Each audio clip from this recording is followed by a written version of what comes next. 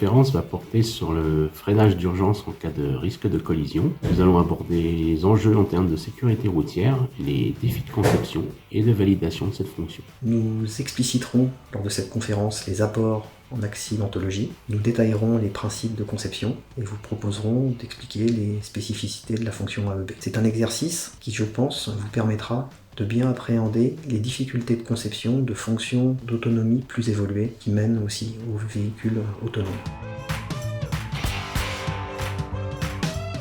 Alors on va s'appuyer en premier lieu sur des données d'accidentologie réelles. On va aller voir ce qui se passe dans la rue, la situation accidentelle, et l'idée c'est d'évaluer le potentiel maximal, on appelle l'enjeu de la fonction. Et ce qu'on fera ensuite, c'est qu'on va utiliser fortement la simulation numérique pour évaluer l'efficacité de la fonction avant même qu'elle soit déployée.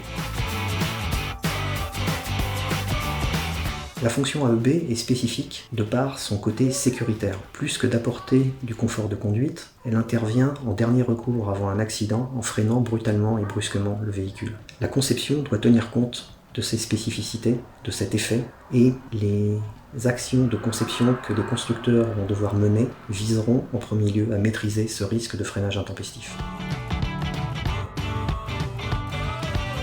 Comme cette fonction n'intervient que très rarement dans la durée de vie routière d'un utilisateur, d'un conducteur, ce n'est pas l'acceptabilité de l'action de cette fonction qui nous anime, mais au contraire, l'inacceptabilité en cas de risque d'action intempestive. Le risque qu'on voit, c'est plutôt, pour certains ADAS, ça va être la méfiance. Ici, on voit plutôt de la surconfiance. Donc il est important de donner une image équilibrée, on va dire, de ce que cette fonction peut apporter.